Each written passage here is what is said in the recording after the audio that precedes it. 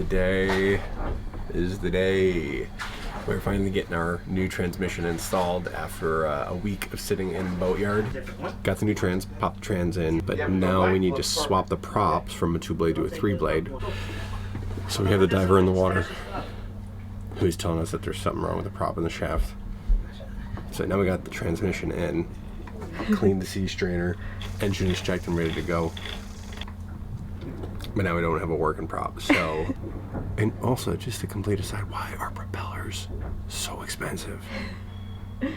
Colin was telling us, he goes, yeah, you know, you really should have a 3-blade feathered prop on here. And we're like, okay, sweet, how much is it? He's like, $5,000. We're like, no. I need $5,000 to spend on other more important things. It slid right up and locked on the taper beautifully. So, we're good there. Sweet. Alright, so we got a prop. Let's see if I can get this nut back on. Maybe. Maybe. If you're new here, we're Em and Nick. We sold everything we own and left our jobs to live and travel full-time on this 30-year-old sailboat. We recently just finished our first ever sailing trip, a hands-on training expedition from St. Pete to Stuart, Florida. And in those 10 days with our captain, we learned a ton and broke what feels like every system on our boat. Fried electrical systems, windlass issues, engine breakdowns. We had quite the shakedown cruise. And now we're stuck in the Boatyard with a busted transmission, but plenty of projects to keep us busy. Well, this is fun.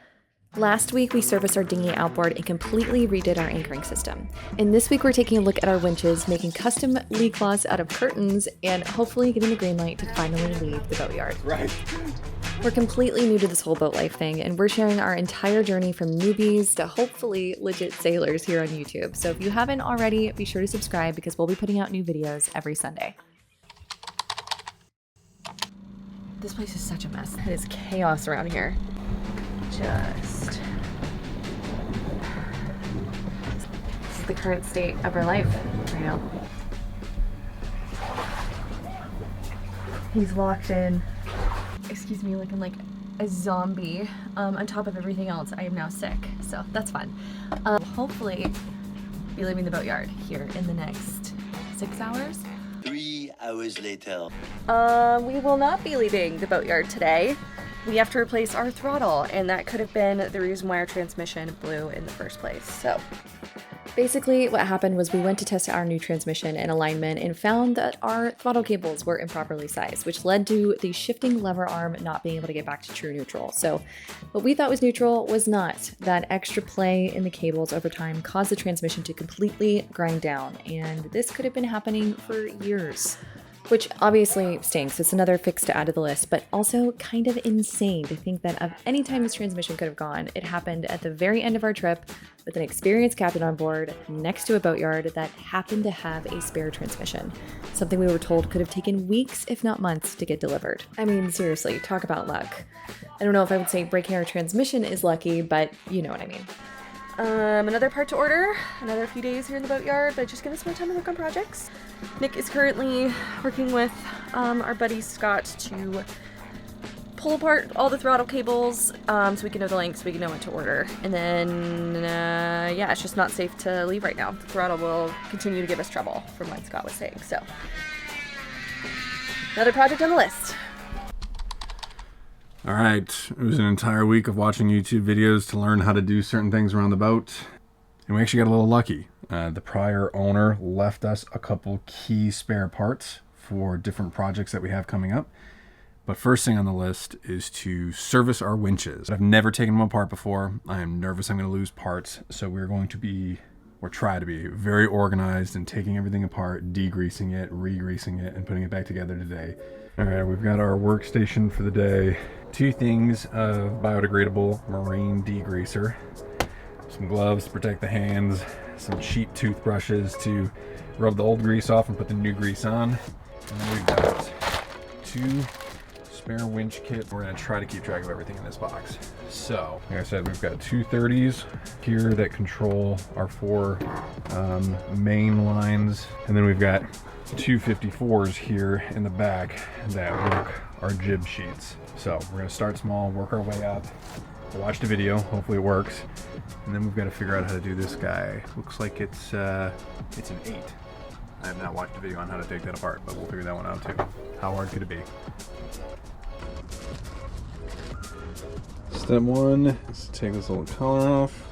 Not too bad. Huh? Gonna need a screwdriver.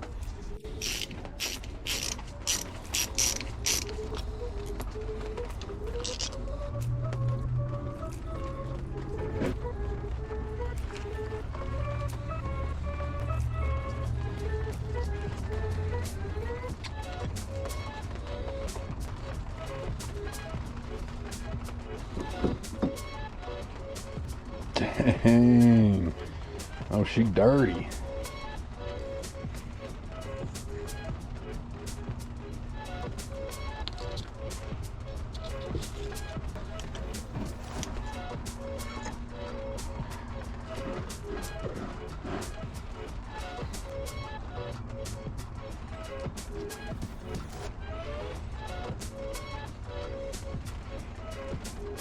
I thought I heard something snorting out here. He's just coming up for air.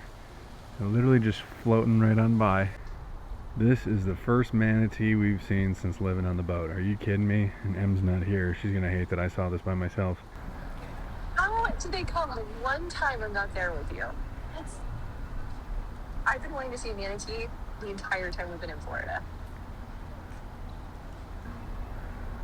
Lucky. Say goodbye.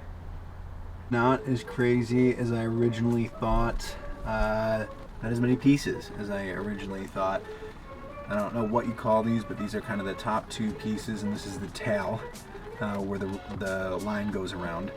These two pieces form the crown that holds onto it to allow the single hand operation. There were just 3 bolts going through that actually held it in. These little collets keep everything tight at the top before removing like this central tube thing. These are like the 2 spacers that seem to go around it, the bearings. And then there were a couple springs. And this is what you are left standing with. Definitely dirty.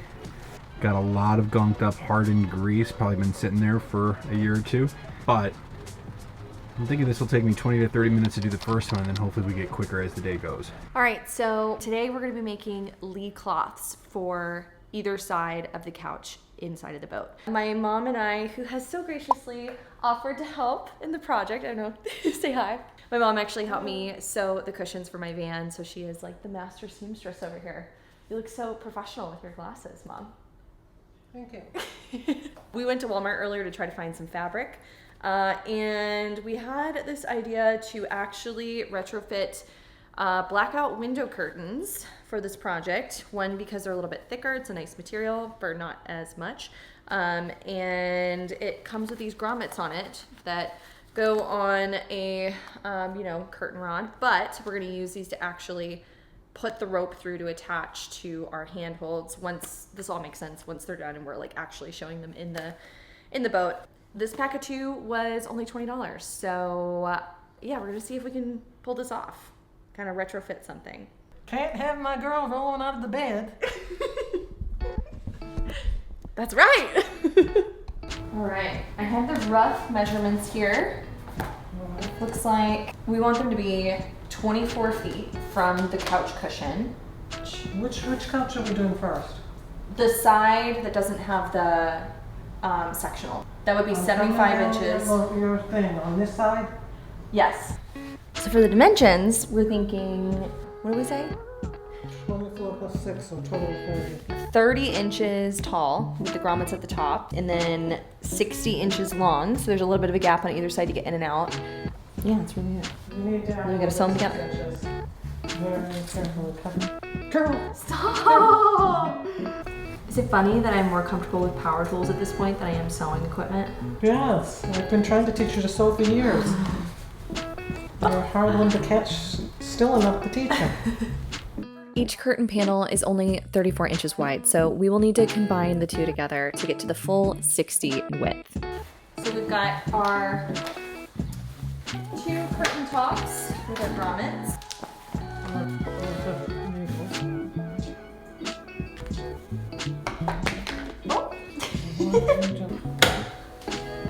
All right, you gonna do some sewing, dude? I'm going fishing.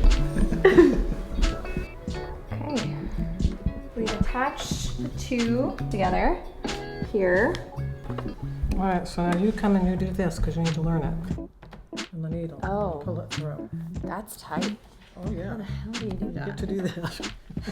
You get better eyes. You got the glasses on. You got the bifocals. No, but that's for reading, not for threading. I just like the thread because I was like, I will do it. I did too. Oh, you like the thread? Okay, you ready? Oh, push it.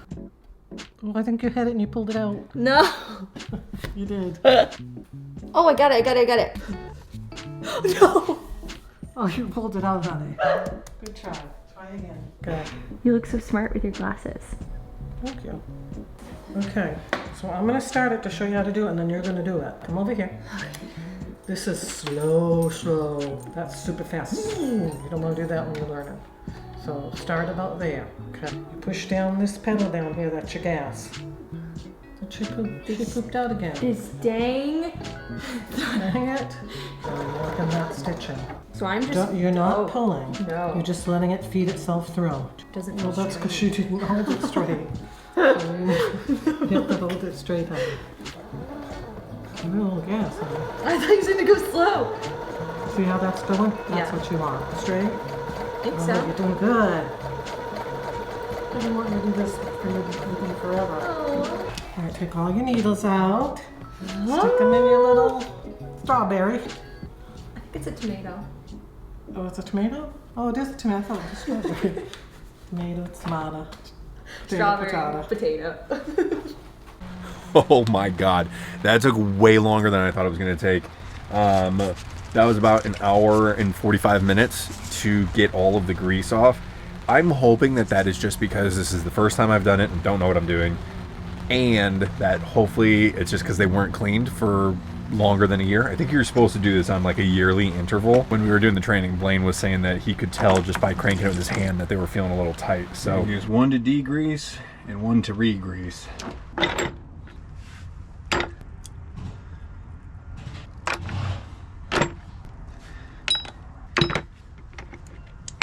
There is a lot more on here, really caked on. I feel like this was not something that was done every single year. These are useless. This stuff has been sitting for quite a while. I have basically changed my mind and started using an old butter knife to get in between and really scrape out all of the old excess grease. It is completely hardened over. Even with the degreaser, it's really on there. And I can't tell if that's a normal amount of grease or if it's really been sitting that long, but at 10 minutes per piece, it's gonna take me like 3 hours per winch. I don't know if that's a smart use of time or not, but I want to set them up right. I want to get them going right the first time. So we're gonna struggle through the first one and then figure out if it's worth it or not. All right, so this is all the cleaned pieces for these stainless steel ones, or aluminum, I'm not sure what this is. I'm going to try taking the 4/0 wool and trying to clean it a little bit more to make it nice and sparkly. But everything else actually looks like it's in pretty good condition. Really, I think it's maybe we have to replace these springs. We definitely have to redo those pawl springs. And then I have extras of these, but I don't think they're broken. So I think it's just these that we're going to replace, and then grease and oil everything.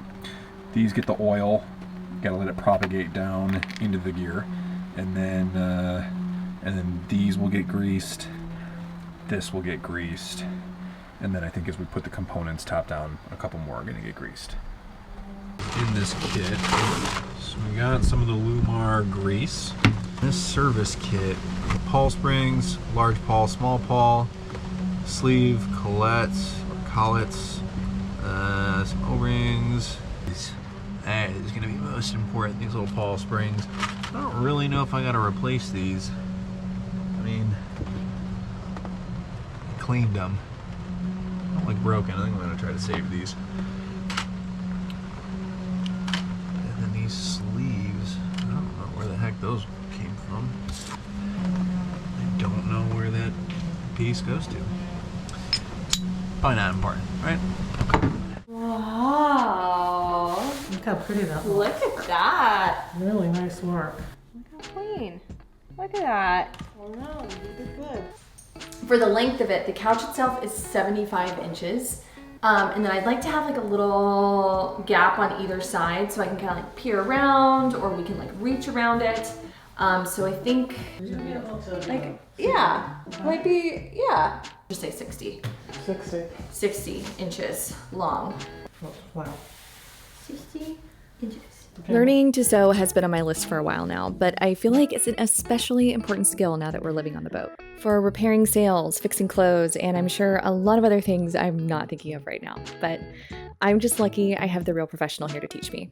My mom has sewn all my Halloween costumes, and like I said, did all the sewing projects when I was building out my van. So shout out, Mom, you're the best. Oh my gosh, should I start making my own clothes? It looks so good. It does. Okay. So where do you want your pockets? Okay. Phone, iPad, headphones, water bottle. Yeah, that's it. Okay. Part of the reason we wanted to make our own leak cloths was, well, one, to save money, but also so we could customize it with pockets for things that we would want while we're laying on our couch. All right, we've got our pockets laid out here. We're doing 2 of the large pockets, probably for iPad and laptop, and then we're gonna do either 2 or 3 like medium and small pockets. Here we have. We might have been a bit ambitious thinking we were gonna do multiple pockets. We were definitely running out of steam, so we decided to do 1 large pocket for water bottles or, I don't know, snacks. Yeah, you think it looks good? I think it looks good. You could get okay to put another little pocket on the front of these for a telephone. Oh, don't pockets on pockets? You're crazy, lady. I think it turned out so good. We got 3 pockets, 2 for laptops or iPads, and then I'm just gonna call this one the snack pocket. I got lazy and I didn't want to do 2 small ones. And we'll see if it fits the water bottle actually. I kind of want to test that really quick. See how that works. It'll do. Took a whole afternoon, but hopefully the next one goes faster. But to make a leak cloth for under $20, it's pretty neat. Yeah, super happy with how this turned out. And super fun to work on something with my mom, so. Today is a really exciting day. We are officially leaving the boatyard, which means it is also our first time taking out this boat by ourselves. How are we feeling? I'm not nervous. I'm not nervous either. I'm definitely not nervous. I'm so nervous. Next week we have a lot of firsts coming up. First time taking the boat out without Captain Blaine, first time taking Marley out on the water for a boat ride, and first time hosting friends. Crew here to help out too. Matey. Yep. We got some land on our left. Yep. Oh. We just wanted to take a second to give an extra special shout out to our Blue Water Society members for going above and beyond in supporting our channel. Putting these videos together and sharing them here on YouTube is a huge dream for us. And the support from you guys allows us to keep doing this full time. So seriously, thank you so much. It really means the world. If you're interested in becoming a member and getting access to things like behind the scenes content, early video access, and joining our Discord where we are having more in-depth chats than we can have here in the comments, check out the membership tab on our page. As always, thanks for watching, friends. We'll see you next week.